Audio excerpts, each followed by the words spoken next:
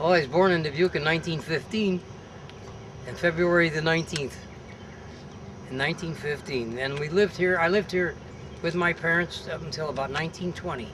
Then we moved up to northern Iowa. We were there for 10 years, 1930. And then we came back to Dubuque in 1930, and family's been here since then. According to what my dad told me, there were about 125 Jewish families.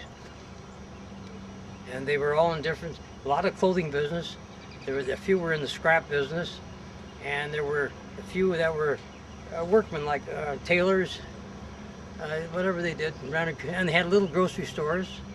Where they come from, Governor Gaberna, and they came from Europe. And they came from Russia, you know, and they all came from different areas of Europe. Why do I think they picked Dubuque? Because they had people here that came here before them, and they just followed them. And then, you know, a lot of them came to Dubuque because a lot of them had friends living in Rock Island, Illinois, believe it or not, and in Davenport, and in Chicago, and that's how they got here. And they, you know, there was an organization by the name of the Hayas, and so they would take people and they would send them wherever they felt they would mold and be happy, yeah, and so they could make a living. My dad was in business from the time that I can remember, and we were in the metal scrap business, we were in the wool business, we were in the hide business. My dad was just an ordinary, just a diversified man to handle furs and everything. And we had an education in that. And that's what happened. We just went from one thing to another until we found something. The Olansky family came to Dubuque, I imagine, in the early 1900s. And they ran a clothing store and a shoe store down on 16th and Central Avenue. Because I remember we used to shop there. I think they came from Rock Island. Huh? That's my opinion. And all these, and these were her children here. See, there was Isidore, and then there was Matt, and that was Matt's wife right there. And then there was, his name was William Olansky, who I knew quite well. As I was telling you, I wrote an article about him for the B'nai B'rith. Now this was Frida Rotman, and she was married to Louis Rotman. And here's Louis Rotman right here. And they were in the automobile accessory business, new and used, down on 3rd and Iowa.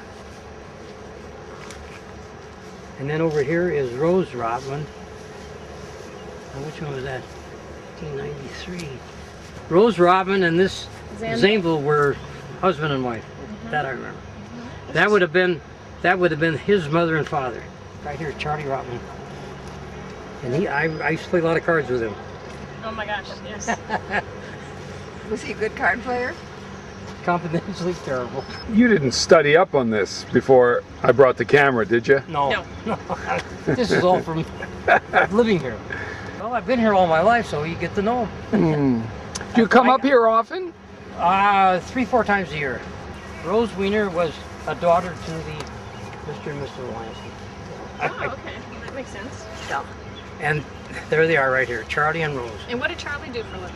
Charlie worked in the store. What store? In their shoe store. Oh, shoot. In a landscape store. They're the ones who And did he was a smoker of cigarettes. I always remember having a cigarette in his mouth. And they sold the Buster Brown shoes. They sold Buster Brown and God knows who else.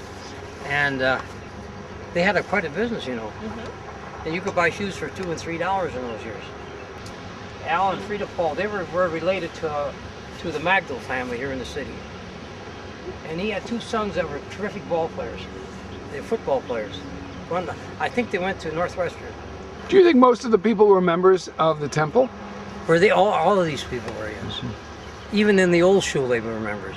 See, we had a shul down in the flats, an Orthodox shul. The Duke Packing Company bought it. They tore it down. And there was many Jewish people living in that area for years and years. It was the only place they could afford to stay and live. That was like 16th Street, 17th, 18th, Yeah. 19th, 20th, and Jackson. This is, you know where 17th Street is? I would say there were at least 40 or 50 families, Jewish families living in that area.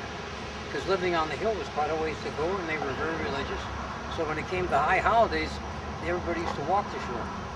And if they lived up on the hill, they used to take rooms downtown. There was a rabbi there by the name of Aronson, and he lived down there on 17th Street, and you know, he just barely made a living. And for the high holidays, you know, when it came to Passover, he used to sell matzahs. He used to come to Jewish people and sell them all the goodies. Can you believe that? And he was a watchmaker on the side. That I remember. And he had a son who was a ranking welterweight fighter.